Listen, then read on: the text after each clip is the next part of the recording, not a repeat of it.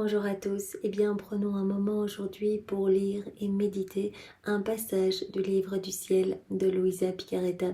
Au nom du Père qui me crée, du Fils qui me sauve et du Saint-Esprit qui me sanctifie. Amen. Jésus, nous nous immergeons en toi, dans ta divine volonté, nous nous unissons à toi, nous nous unissons à ta divinité, à ton humanité, à ta volonté.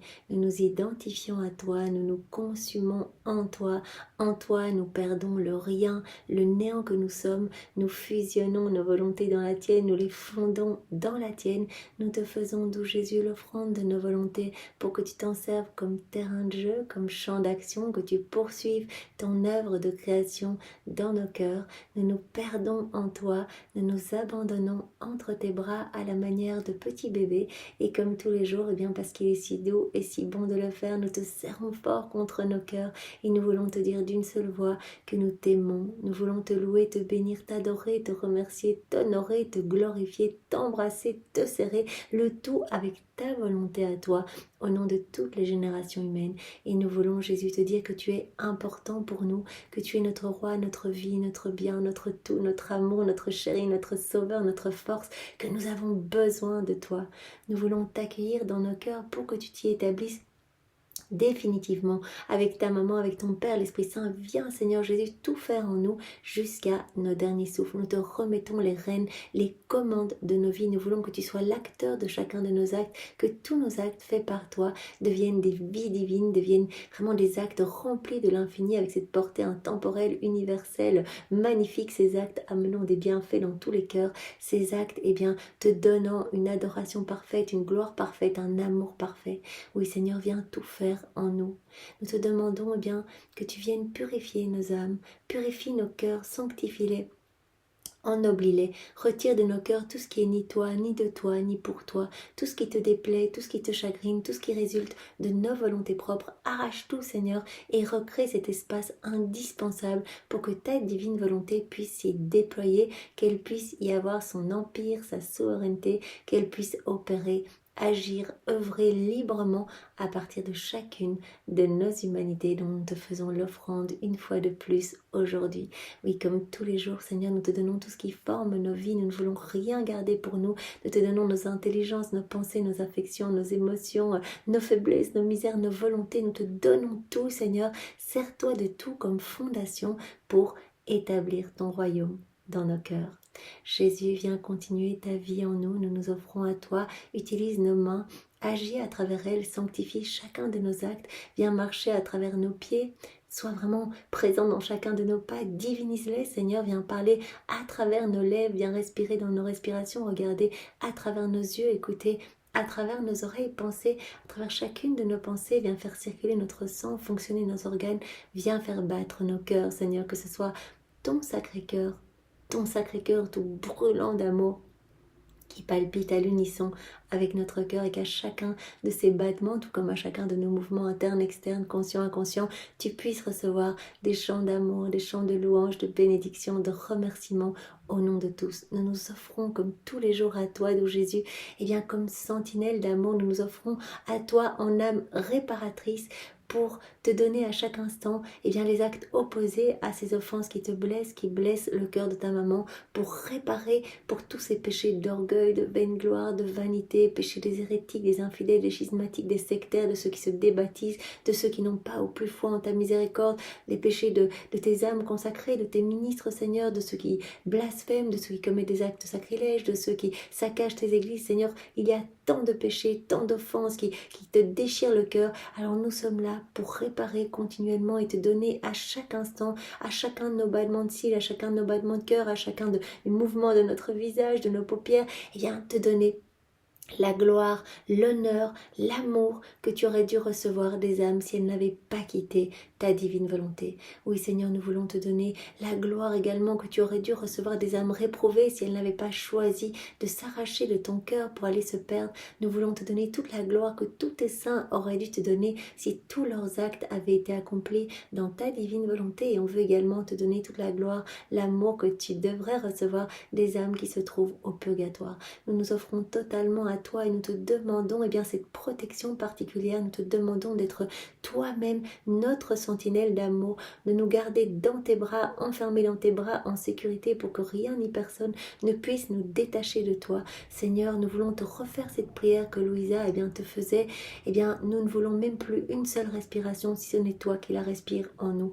Oui Seigneur, nous voulons vraiment rester dans ton cœur et que les barreaux qui nous empêchent de quitter ton cœur tout brûlant d'amour, ce soient les barreaux de ta divine volonté, que nous puissions reprendre, recevoir à nouveau cette liberté des enfants de Dieu, parce que voilà, quand on n'est pas avec toi Seigneur, on est esclave de nos péchés, on est esclave de toutes ces embûches du démon. Nous voulons vraiment ne vivre que pour toi, ne voir que toi, n'entendre que ta voix, ne parler que pour toi, vraiment ne travailler que pour ta gloire, ne marcher qu'à te ramener des âmes, et que plus proche de toi en fait Seigneur. Nous voulons que toi. Aussi, donne-nous cette inséparabilité qui n'est possible que quand on vit dans ta divine volonté, Seigneur. Vraiment, lie-nous à toi avec ces liens de paternité et ne permets pas que nous te quittions. Vraiment, soude notre cœur au tien, Seigneur. Retire-nous même cette liberté de pouvoir te quitter un seul instant. C'est notre décision. Nous ne voulons faire qu'un avec toi. Nous voulons être tellement identifiés à toi que nous voulons, tout comme Louisa, ressentir ta présence en nous, ressentir ton souffle dans le nôtre, tes yeux dans les nôtres. Nous voulons ressentir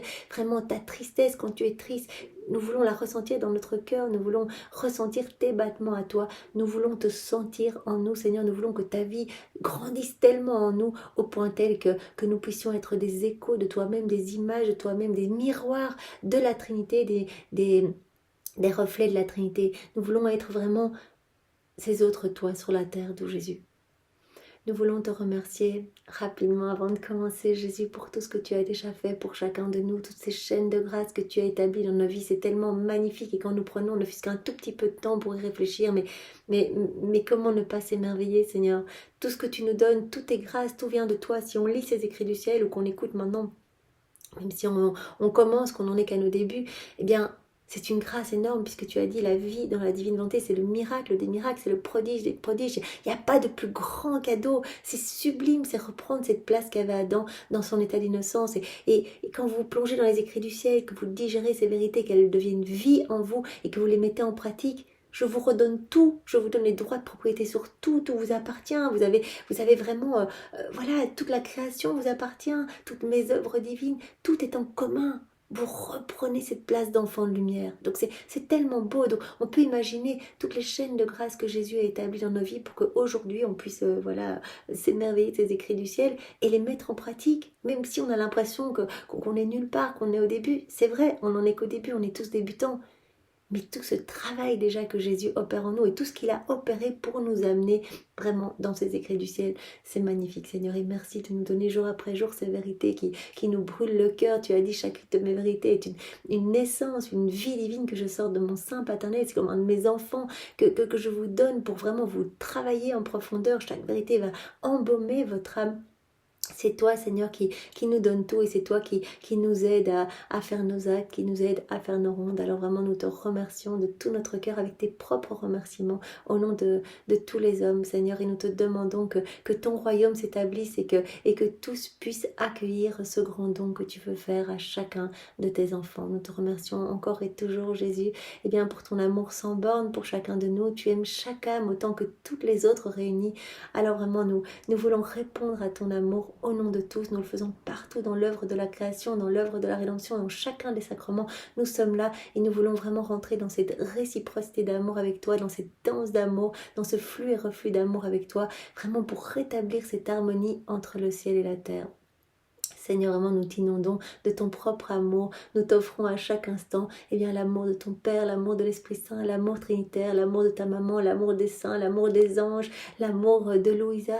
Nous voulons t'offrir tous les actes d'amour qui ont été accomplis par tous les saints de toutes les générations. Nous voulons t'offrir tous les actes accomplis dans la divine volonté par Adam dans son état d'innocence, par Maman Marie, l'intégralité de ses actes, par Louisa, par toutes les âmes à la suite de Louisa. Nous voulons te réoffrir tout l'amour que tu as placé partout, dans le soleil, dans les cieux, vraiment dans la mer, dans le vent. On veut t'inonder de cet amour parfait à chaque instant et le placer dans chaque élément créé que nous avons vu aujourd'hui ou que nous pouvons imaginer. Et dans chaque sacrement, Seigneur, également pour répondre à ton amour. Seigneur, maintenant, dispose-nous et viens parler à travers mes lèvres, que ce moment, fait en union avec toi, puisse avoir des retombées dans tous les cœurs. Viens, Esprit Saint, viens, par la puissante intercession du cœur immaculé de Marie, ton épouse bien-aimée, viens, Esprit d'amour, Esprit de feu, Esprit de force, Esprit de joie, viens, par la puissante intercession du cœur immaculé de Marie, ton épouse bien-aimée, viens, Esprit Saint, viens, par la puissante intercession du cœur immaculé de Marie, ton épouse bien-aimée. Alors le passage que nous allons voir ensemble est celui du 21 décembre 1937. Nous sommes dans le volume 35, c'est notre sœur Louisa qui parle. Mon pauvre esprit était accaparé par les grandes merveilles et les prodiges que le divin vouloir peut opérer lorsqu'il règne dans la créature. C'est tellement beau tout ce qui se passe dans la créature quand elle vit dans la divine volonté. Jésus nous a parlé hier de tous nos actes qui deviennent des vies divines, ces petites vies magnifiques, palpitantes d'amour qui flottent dans cette mer de lumière. Et à chaque fois qu'on fait des actes, on crée nos propres mers de lumière au sein de cette grande mer de lumière. Et ces actes assaillent partout, les saints assaillent partout, toute la création autour la Vierge Marie, etc. Et apportent de la gloire et de la joie partout sur la terre et dans le ciel. On se dit, mais c'est dingue, ce travail opéré par la divine volonté dans la créature qui s'abandonne. Quand on s'abandonne entre les bras de Jésus, tout ce qui est fait en nous, toutes ces merveilles, tous ces actes qui deviennent divins, qui sont magnifiques, etc. Les grandes merveilles et les prodiges que le divin vouloir peut opérer quand il règne dans la créature. Et on sait en plus que chacun de nos actes va avoir cette portée illimitée, va apporter grâce, secours, bienfaits à toutes les âmes de toutes les générations. Donc il y a même des âmes du passé qui reçoivent des bienfaits, des âmes autour de nous, des âmes du futur qu'on ne connaîtra jamais, etc. Donc Jésus a dit, toutes les grâces que j'octroie, les charismes, les dons, etc., eh bien tout cela passe par le truchement des âmes qui vivent dans la divine volonté. C'est parce qu'elles font leurs actes dans la divine volonté que moi je donne tout ça. Toutes les grâces passent par elles. Donc parce que par exemple maintenant on prend ce moment dans la divine volonté, bon on est tous remplis de lumière, il y a la lumière qui sort de partout, etc. Chaque acte que l'on fait, donc voilà, moi je parle, vous écoutez, c'est la même chose, il n'y a pas de différence dans les actes, tous nos actes sont parfaits, on est en train d'apaiser la justice divine, on est en train d'aimer de manière parfaite la Trinité au nom de tous, et parce que nous prenons ce moment, peut-être que nos saints patrons ont pu recevoir la grâce de la sainteté, de se sanctifier, de mourir martyr, ou la grâce de prier sans cesse, ou de jeûner pendant de longues années, etc. Voilà, tout ce qui est donné comme grâce, résulte des actes accomplis dans la divine volonté. Donc peut-être nos saints patrons, ou peut-être des âmes dans le futur qu'on ne connaîtra jamais, qui vont recevoir la grâce de vivre dans la divine volonté. Mais en tout cas, Jésus a dit, à chaque fois qu'il fait des actes, les âmes se disposent, se rapprochent de moi, se sanctifient, s'embellissent, s'ennoblissent. Et tu travailles vraiment à l'avènement de mon royaume. Parce qu'à chaque acte, c'est comme si tu formais une nouvelle petite marche à l'escalier d'or que tu formes par tous tes actes. Et donc, ce qui te permet, toi, de t'enfoncer plus profondément dans cette mer de lumière, dans ma divine volonté. Mais cela permet également à d'autres âmes d'emprunter cet escalier. Et donc, tu facilites l'accès à d'autres âmes pour qu'elles puissent revenir à moi et accueillir ce don que je veux leur faire. Donc c'est très très beau. Ou autre exemple que Jésus nous avait donné, quand tu fais tes actes, c'est comme si tu payais des petites pièces de monnaie, voilà, des petites pièces qui portent l'effigie divine, qui portent vraiment ce sceau royal, l'empreinte de la Trinité dessus. Ces actes sont amenés, voilà, ces petites pièces sont amenées à la place la plus élevée dans le ciel, à la place d'honneur par nos anges gardiens, par toute la cour céleste. Ces actes sont en dépôt dans le trésor royal, donc vraiment Dieu regarde nos actes comme si c'était les siens. La même chose, par la même empreinte royale. Et alors, ces actes sont comme des petites avances pour faire descendre le royaume de la divine volonté. Donc, à chaque acte, on fait descendre un peu plus le royaume de la divine volonté sur la terre. Donc, non seulement dans notre âme, parce que Jésus, à chacun de nos actes, dilate notre âme pour nous donner plus de son amour et élargir les frontières du royaume de la divine volonté dans notre cœur, mais aussi nous travaillons à faire descendre ce royaume sur la terre. Donc, Jésus avait dit à Louisa, chaque acte que tu fais, tu peuples en fait le royaume de la divine volonté. C'est comme s'il y avait un nouvel enfant qui rentrait dans ce royaume. Donc il y a de plus en plus d'âmes touchées, donc ça fait un effet en cascade. Nos actes ne s'arrêtent jamais, donc produisent des bienfaits et des grâces continuellement, sans parler de tout ce qui est apporté au ciel, nouvelle béatitude, joie nouvelle pour tout le ciel, joie nouvelle pour la Trinité, gloire accidentelle pour les saints, rafraîchissement pour les âmes du purgatoire. Enfin, on connaît tous les bienfaits de ces actes, donc c'est absolument magnifique. On travaille vraiment à faire descendre descendre ce royaume sur la terre et on amène de la joie et de la lumière partout, partout, ici-bas et dans le ciel. Et donc les forces obscures sont contraintes de s'éloigner parce que la lumière résultant de nos actes, eh bien, va éclipser les ténèbres, va mettre en fuite les ennemis, va recouvrir la laideur du péché. Donc Satan, il a horreur des âmes qui vivent dans la divine volonté. Il y avait un passage comme ça dans les premiers volumes où Jésus disait, mais Satan, ça lui importe peu qu'une âme aille souvent se confesser ou aille souvent à la messe, etc. Mais ce qu'il a en horreur, c'est la divine volonté. Parce qu'il voit que cela produit des effets en cascade, que les actes ne s'arrêtent jamais, produisent toujours des bienfaits, etc., qu'il y a de plus en plus de lumière, qu'il y a de plus en plus d'âmes sauvées, etc. On travaille vraiment à rendre le monde meilleur. Et donc, il déteste les âmes qui vivent dans la divine volonté. Il ne peut même pas les attaquer parce que quand on vit dans la divine volonté, on est inséparable de Jésus, on est collé à Jésus, on est tout le temps avec lui, partout où il est, on est avec lui, partout où sa divine volonté travaille, on est avec la divine volonté qui travaille dans le soleil, dans le vent, dans la mer, etc. Donc, il ne peut pas attaquer ces âmes. Et donc il va essayer par des personnes de l'entourage, etc., d'un petit peu créer du mouvement pour que l'âme soit distraite, quitte les bras de Jésus, quelque part quitte la divine volonté, et alors là, il pourra l'attaquer. Jésus disait, mais quitte seulement mes bras et tu verras le nombre de démons qui vont t'assaillir. Parce que Satan a horreur de ça. Il voit se reproduire dans les âmes ce que lui a perdu, ce paradis. Et voit tout ce paradis qui se crée, beauté, lumière. À chaque acte que l'on fait, Jésus prononce son fiat créateur. Comme on le sait, il poursuit son œuvre de création. Donc il y a à chaque fois nouveaux attributs dans notre âme, attributs divins. Voilà, nouvelle sainteté, nouvelle beauté, nouvelle pureté, nouvelle floraison, nouveaux cieux, nouveau soleil. Je crois qu'on fait nos rondes, eh bien, ce sont tous les éléments créés qui s'impriment dans notre cœur, qui se forment dans notre cœur avec tout l'amour que Dieu a déployé pour former le soleil, par exemple, qui va se former avec tout l'amour que Dieu y a placé, etc. Donc toutes les œuvres divines vont vraiment se répéter dans notre âme. Quand on fait nos rondes dans l'œuvre de la création, mais quand on fait nos rondes dans l'œuvre de la rédemption, voilà, ce sont tous les moments de la vie de Jésus qui vont s'imprimer dans notre âme, avec tous les fruits y attachés. Donc ces fruits se distribuent dans chaque cœur, etc. On remet en mouvement ces moments. Donc on les réactualise. Comme Jésus avait parlé de la mer, cette mer de lumière qui est toute calme, et quand il y a une âme qui vit dans la divinité, qui fait ses actes, qui fait ses rondes, elle se plonge dans cette mer, et cela crée des vagues en fait. Et ces vagues amènent de la lumière partout dans le ciel, et puis cela retombe dans toutes les âmes ici-bas sur la terre, les âmes en exil. Donc Satan déteste ça, et donc il y a vraiment des prodiges inouïs, des merveilles qui s'opèrent dans les âmes vivant dans la divine volonté. Il ne peut y avoir de plus grand bonheur que ce soit au ciel ou sur la terre. Quel heureux destin de vivre dans le divin vouloir. Voilà, d'ailleurs, Louisa disait, mais quand on vit dans la divine volonté, nos sens se dégagent, on voit l'amour de Dieu partout, on se sent aimé partout. Elle se sentait, elle, dans un labyrinthe d'amour où qu'elle regarde devant, derrière, à droite, à gauche. Elle sentait cet amour, elle voyait cette activité palpitante partout dans chaque élément créé. Elle dit, mais il n'y a pas de plus grand bonheur que de se sentir aimé par son Créateur. Il n'y a pas de plus grand bonheur que de vivre dans la divine volonté.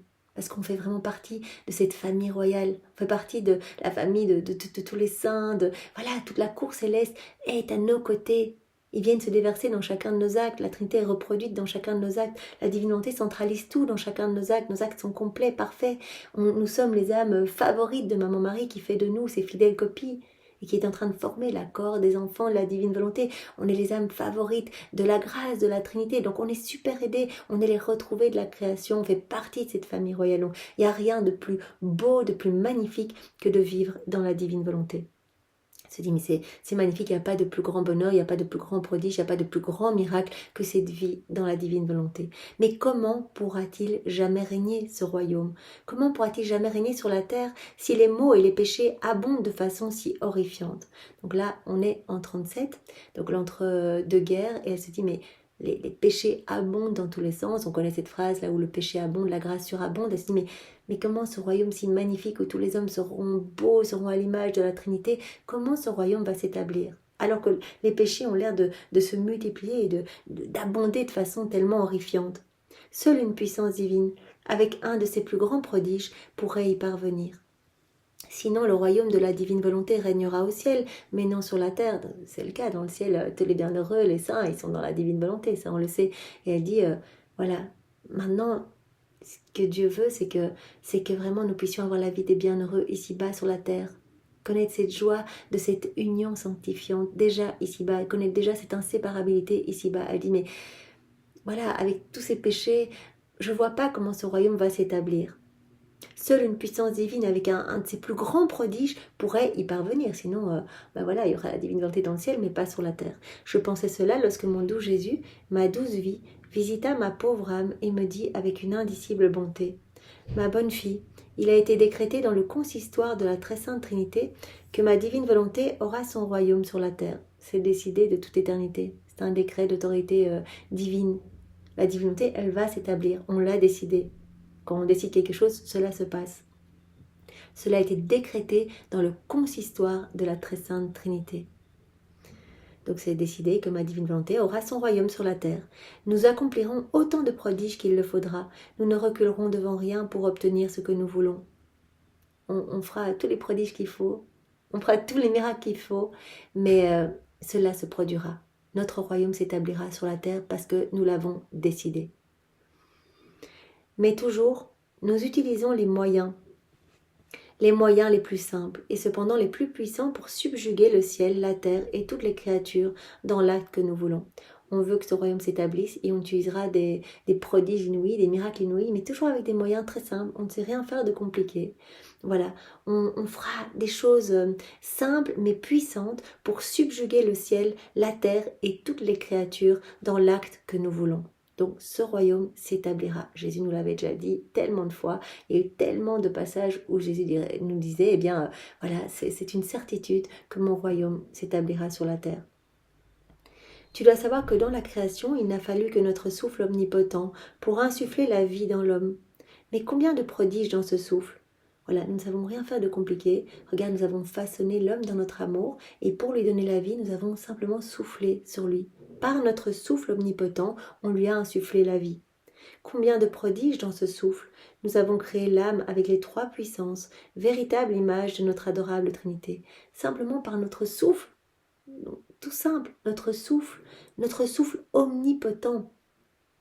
Eh bien, nous avons donné vie à l'homme. Et nous avons créé l'âme de l'homme avec les trois puissances. L'âme de l'homme, véritable image de l'adorable Trinité. Avec cette âme, l'homme avait le cœur, le souffle, la circulation du sang, le mouvement, la chaleur, la parole, la vie. Que fallait-il pour réaliser tous ces prodiges dans l'homme? Le plus simple de nos actes, armé de notre puissance, notre souffle et le flux de notre amour. Donc, on sait tout faire de manière très simple. Regarde l'homme, on l'a façonné, etc. Et puis simplement par notre souffle armé de notre puissance, notre souffle omnipotent et flux de notre amour, eh bien, l'homme a pris vie. On a formé son âme avec les trois puissances. Son âme, véritable image de notre Trinité. Et avec cette âme, eh bien, l'homme avait un cœur, avait le souffle, la circulation, le mouvement, la chaleur, la parole, la vue, etc. Donc de manière très simple, on a formé ce prodige. On a formé le chef-d'œuvre de la création. On a donné vie à l'homme. On lui a donné son âme. Donc c'est avec l'acte le plus simple de nos actes, armé de notre puissance, donc notre souffle et le flux de notre amour, qui est incapable de se contenir plus longtemps, courait vers celui au point de faire de lui le plus grand prodige de l'œuvre de la création tout entière, chef-d'œuvre de la création, juste par le souffle omnipotent de Dieu et son amour. Voilà. Mais ma fille, puisque l'homme n'a pas vécu dans notre divine volonté, ces trois puissances ont été obscurcies. On l'avait vu hier. L'homme, il a reçu trois puissances de l'âme. Il a reçu sa volonté pour qu'elle reste toujours connectée à la puissance du Père. Il a reçu son intelligence pour que son intelligence reste toujours connectée à la sagesse de Jésus, le Fils. Et il a reçu sa mémoire pour toujours se rappeler de l'amour de l'Esprit Saint. Donc l'âme, avec ses trois puissances, eh bien, voilà, est vraiment la véritable image de la Trinité. Mais l'homme, en quittant la divine volonté, eh bien, il a complètement obscurci ces trois puissances de l'âme. Voilà, il s'est déconnecté de Dieu. Il a comme obstrué tous les canaux de communication avec la Trinité. Ces trois puissances ont été obscurcies et notre adorable image est restée déformée en lui. L'image de Dieu était toute déformée. Les trois puissances de l'âme étant complètement enfouies, étant obscurcies, l'image de Dieu a été déformée alors que l'homme avait été créé à l'image et à la ressemblance de Dieu. Il a perdu cette ressemblance, la ressemblance se manifestant dans l'agir. De sorte que l'homme a perdu le premier battement du cœur de l'amour de Dieu dans son cœur. Il a perdu le souffle divin dans son souffle humain. En fait, plutôt il ne l'a pas réellement perdu, il a simplement cessé de le sentir. Voilà, tous ses sens se sont voilés, et ce gros voile opaque quand il a quitté la divine volonté. Il a perdu la divine volonté comme narratrice de l'amour de Dieu présent partout. Il a perdu la divine volonté comme vie. Et donc en fait, il n'a plus vu, il n'a plus entendu, il n'a plus compris. L'homme qui avait reçu les trois puissances de son âme pour rester connecté à la Trinité, pour que son âme soit vraiment l'image de la Trinité Sainte.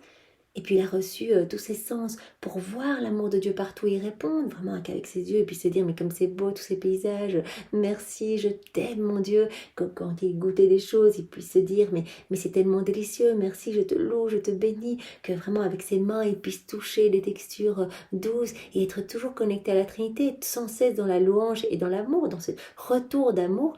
Et bien quand il a quitté la divine volonté, ses sens se sont obstrués, ses trois puissances de l'âme se sont obstruées, et en fait il a cessé de sentir son Créateur. Il a cessé de sentir le souffle divin dans son souffle humain.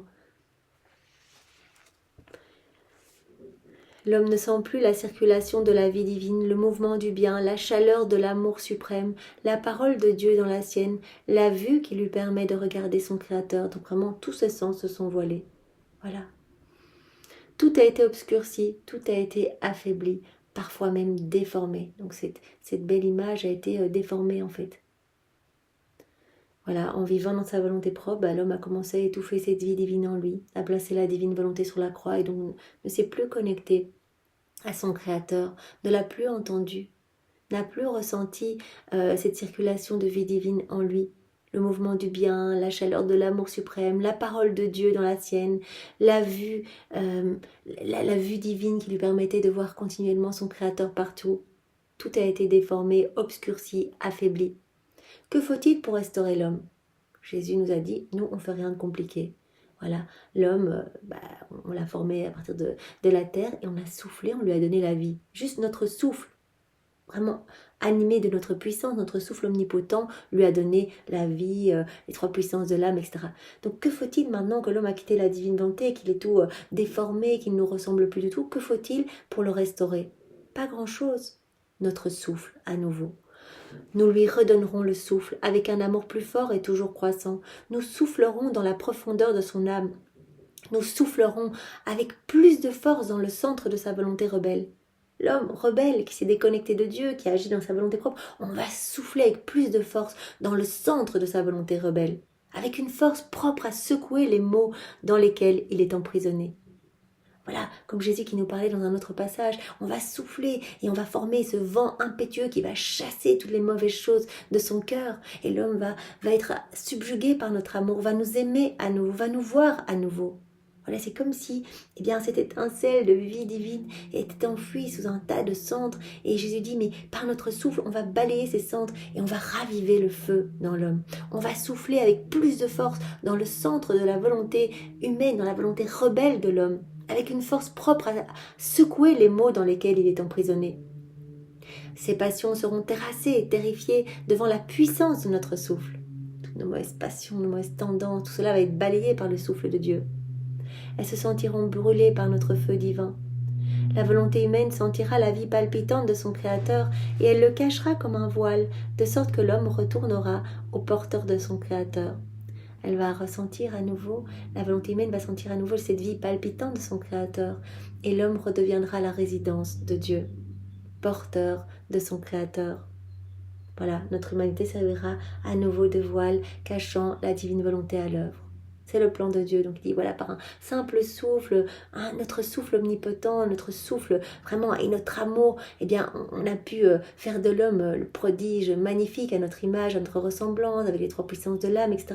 L'homme a quitté malheureusement la divine volonté, il a été complètement... il a connu tous les maux, etc. Donc il s'est enfoncé dans un abîme, un labyrinthe de vices, d'iniquité, etc. Il s'est déconnecté de nous, il a perdu tous ses sens divins, etc. Mais on va le restaurer. C'est notre plan, nous allons le restaurer. Par notre souffle, nous allons le restaurer. Nous allons souffler plus fort dans le centre de sa volonté humaine rebelle. On va le ramener à nous. On va chasser les mauvaises tendances. On va le purifier. Oh, combien nous serons heureux. Nous allons restaurer l'homme et le guérir par notre souffle. Nous serons semblables à une mère très tendre qui a un enfant infirme et qui par son souffle et ses murmures s'épanche sur son enfant. Elle ne cessera de souffler sur lui que lorsqu'elle l'aura guéri et embelli, comme elle voulait qu'il soit. Donc on agira avec patience, comme une maman qui prend son enfant malade dans les bras et qui veut le guérir par son souffle et par ses douces paroles, par son amour, et qui ne lâche pas son enfant tant que son enfant n'est pas guéri. Elle continue à murmurer, à souffler sur son enfant, etc. On restera comme ça auprès de vous, et par notre souffle, on va vous restaurer. Mais nous pouvons déjà vous annoncer avec certitude la venue du royaume de la divine volonté, que vous allez être restaurés, vous allez reprendre cette place d'enfant de lumière, être propriétaire de tout. La puissance de notre souffle ne le quittera pas. Nous n'arrêterons de souffler que lorsque nous le verrons revenir dans nos bras paternels. On va souffler, souffler, souffler pour que l'homme sente quelque chose et puisse sentir à nouveau cette vie divine en lui et revenir à nous. Nous arrêterons de souffler lorsque nous le verrons revenir dans nos bras paternels, dans la maison du Père, dans les bras de notre Mère éternelle, la divine volonté. Nous voulons que l'homme soit beau comme nous. Cela n'est possible que dans la divine volonté. On ne ressemble à Dieu que dans la divine volonté.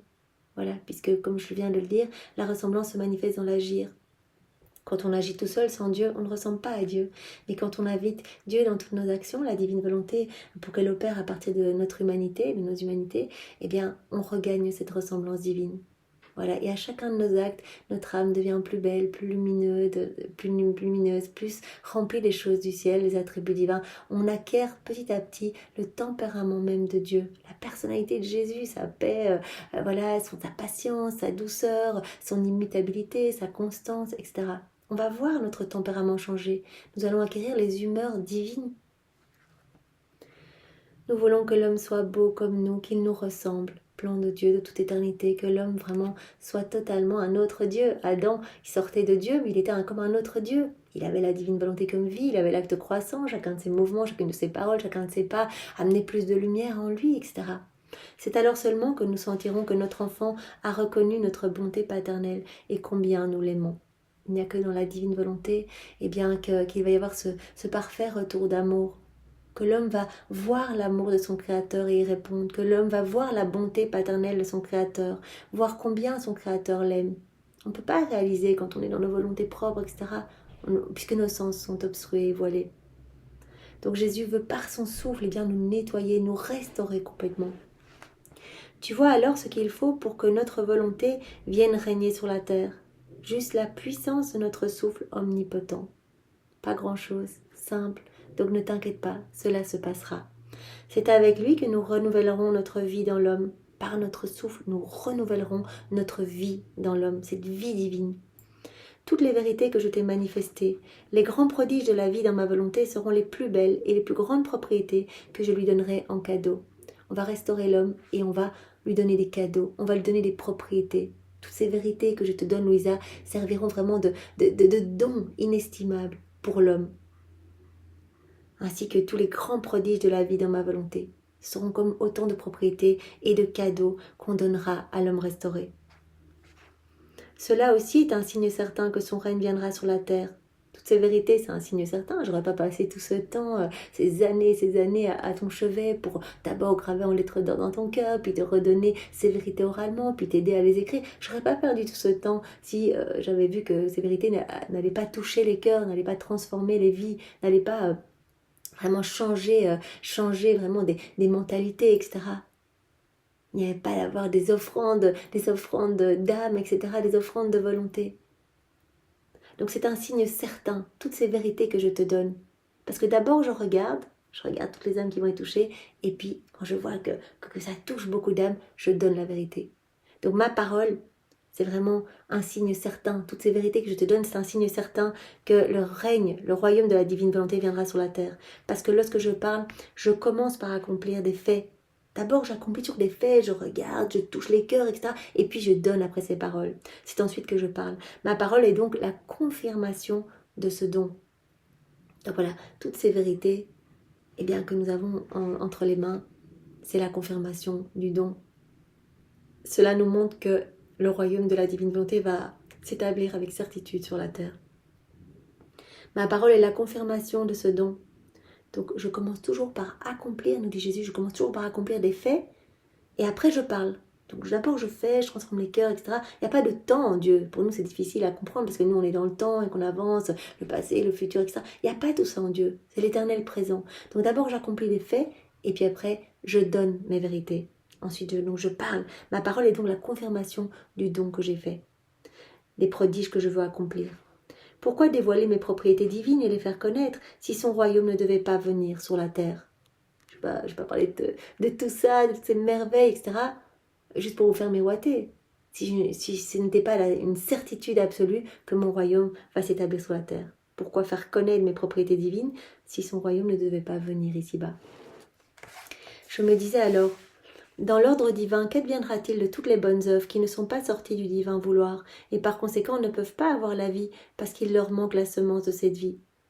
Alors Louisa, elle dit, effectivement, Jésus, tu m'as parlé hier de tous nos actes accomplis dans la divine volonté, les merveilles que cela fait, ces petites mers de lumière dans la mer de lumière, qu'est cet acte unique et éternel d'amour, tous ces actes qui sont des vies divines qui flottent dans cette mer de lumière, ces vies divines qui assaillent partout toutes les créatures pour donner le bien qu'elles contiennent, pour vraiment former la longue génération des vies divines, etc. C'est magnifique. Tous ces actes accomplis dans la divine volonté, les grands bienfaits que cela génère partout sur la terre et dans le ciel. Elle dit, oui, mais alors, toutes les bonnes œuvres qui ont été accomplies dans une volonté humaine, qu'est-ce qu'il en est pour elle? Qu'adviendra-t-il de toutes ces bonnes œuvres qui ne sont pas sorties du divin vouloir, qui sont faites juste de manière humaine, dans une volonté humaine? Qu'adviendra-t-il pour toutes ces bonnes œuvres qui ne sont pas sorties du divin vouloir et par conséquent qui ne peuvent pas avoir la vie parce qu'il leur manque la semence de cette vie? Les bonnes œuvres ne sont pas des vies divines. Il leur manque la semence de cette vie. Elles ne sont pas accomplies par la divine volonté à travers l'humanité de la personne. Et mon doux Jésus, toujours aimable, me dit, « Ma fille, il n'est pas surprenant que chaque acte de la créature, même un petit je t'aime, accompli dans ma volonté et possédant par nature sa vie créatrice, atteigne sa maturité dans le centre de sa vie divine. » Tous les actes accomplis dans la divine volonté deviennent des vies divines, sont magnifiques. Acquièrent la vie créatrice de la divine volonté et atteignent leur maturité dans le centre de sa vie divine. Ces actes acquièrent naturellement à nouveau la vie. Chaque acte est une vie divine. Tout ce qui est fait dans ma volonté est régénéré dans notre amour éternel, gorgé de cet amour divin. Chaque acte centralise tout, comprend tout l'amour de Dieu qu'il a placé partout, toutes ses œuvres divines, toute la vie de Maman Marie, tous les actes des saints, tout, comprend tout. Même la Trinité s'y reproduit comme on le sait.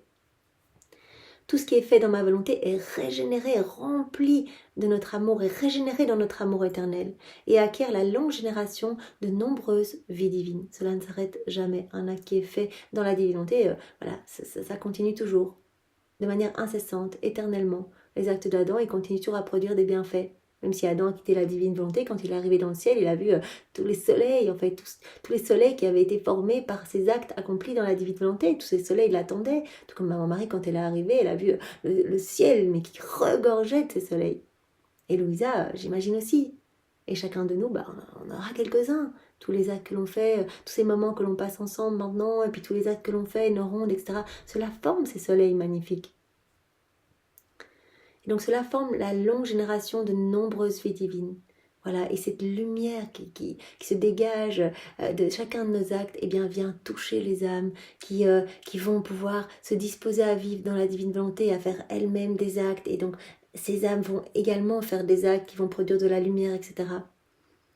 Donc tout ce qui est fait dans ma volonté est régénéré dans notre amour éternel et acquiert la longue génération de nombreuses vies divines qui nous appartiennent exclusivement.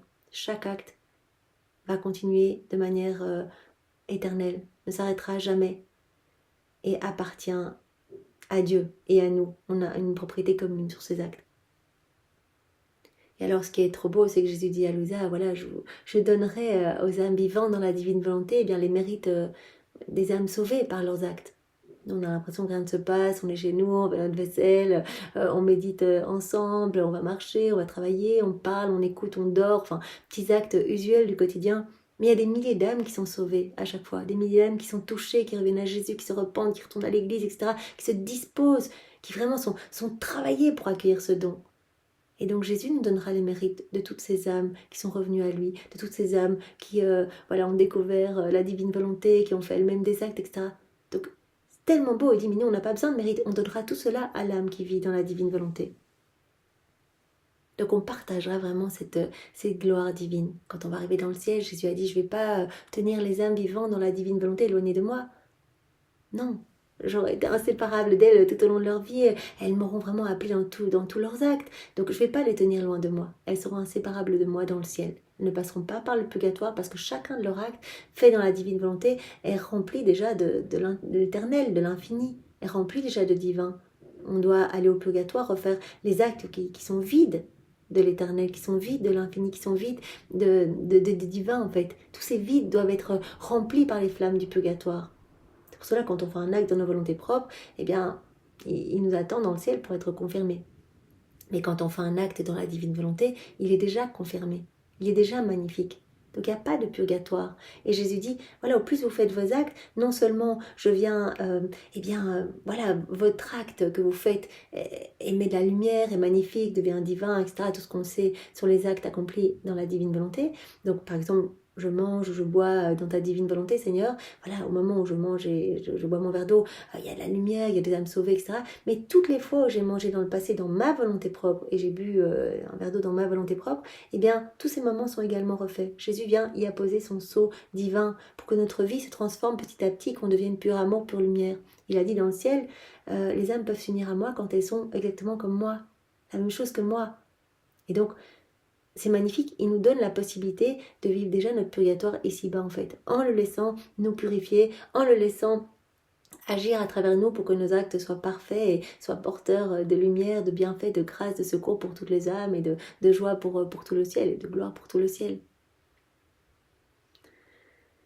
Donc Jésus continue, parce que Louisa se pose la question, très bien, on voit toute la beauté des actes accomplis dans la divine volonté, mais quid des actes accomplis dans une volonté humaine, des bonnes œuvres, des actes bons, des actes pieux, on fait tous les actes des saints jusqu'à Louisa en fait. Ils ne connaissaient pas la divine volonté, tout ce qu'ils ont fait dans leur volonté propre par l'exercice de vertu. Les bonnes œuvres, répond Jésus, qui ne sont pas accomplies dans notre volonté, peuvent être comme de beaux ornements. Ça va être comme des petites étoiles dans le ciel. Rien comparé à chaque acte accompli dans la divinité qui est un soleil qui produit de la lumière continuellement. Ce seront des petits ornements. Voilà, cela nous fait plaisir, comme des petites étoiles. Voilà, ces bonnes œuvres, qui ne sont pas accomplies dans notre volonté, peuvent être comme de beaux ornements à l'intérieur de nos œuvres créatrices. Certaines peuvent être plus belles que d'autres, mais elles n'ont jamais la vie. Voilà, comme dans la création, voilà, on voit les fleurs qui sont des ornements, c'est magnifique, mais ce ne sont pas des vies. Donc il y a vraiment une grande différence entre des œuvres et des vies divines. Quand on fait des actes dans la divine volonté, ce sont des vies divines. Quand on fait de bons actes pieux, etc., dans notre volonté humaine, ce sont de bonnes œuvres. Il y a une énorme différence. Il y a une petite portée limitée quand on agit dans nos volontés propres, portée limitée, voilà, et puis quand la personne décède, eh bien voilà, c'est fini. Tandis que nos actes accomplis dans la divine volonté, ils ne s'arrêteront jamais.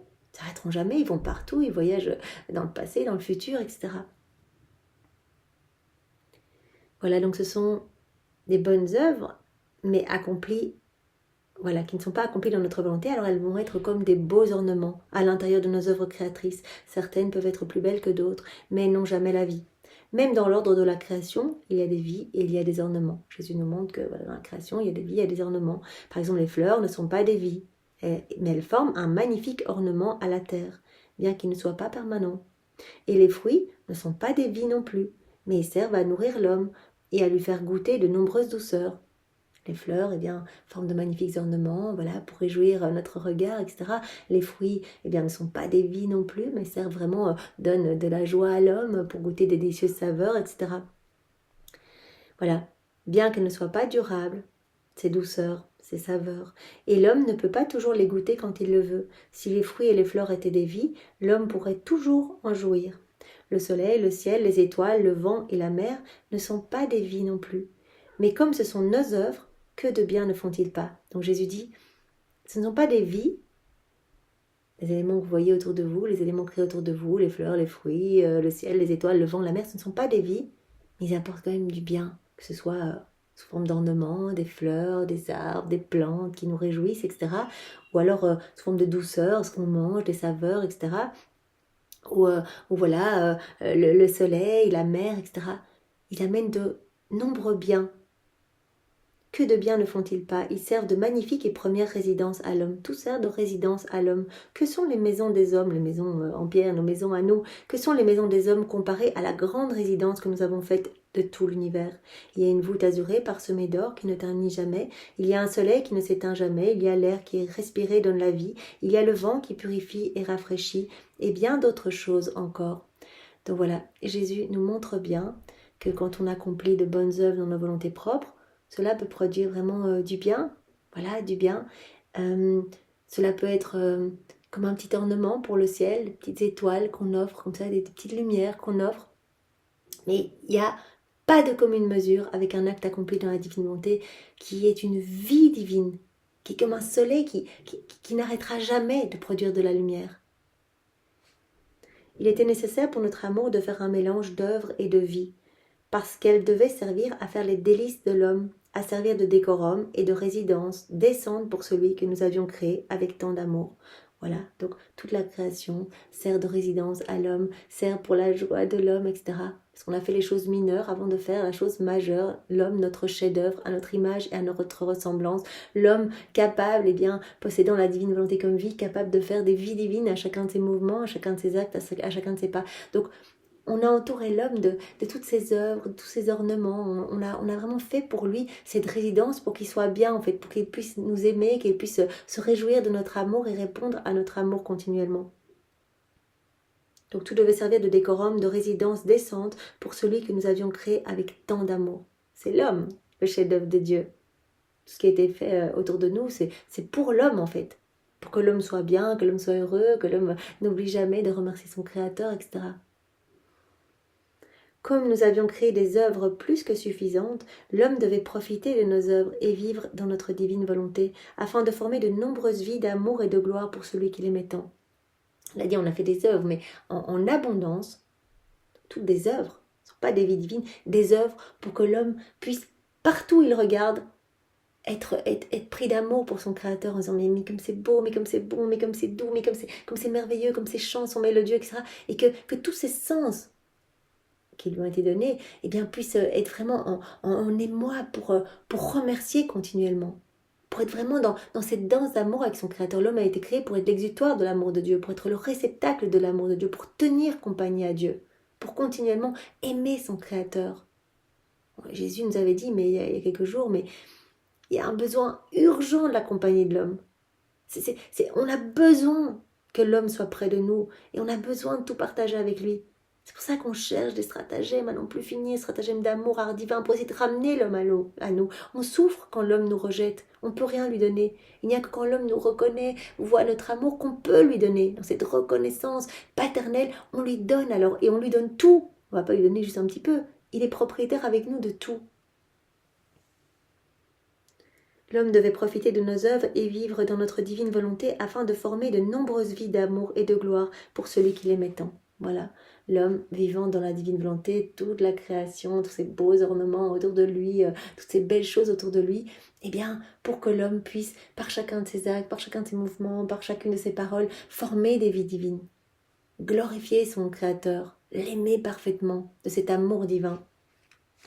La différence entre les œuvres et la vie est grande. Donc Louisa qui se pose la question des œuvres bonnes accomplies dans une volonté humaine. Voilà, qu'advient-il de ces œuvres? Ok, pour des actes accomplis dans la divine volonté qui sont des vies divines magnifiques, mais ces œuvres bonnes, Jésus dit, ces œuvres bonnes nous font plaisir, ce sont comme des ornements, voilà, ce sont comme des bons fruits que la créature nous donne.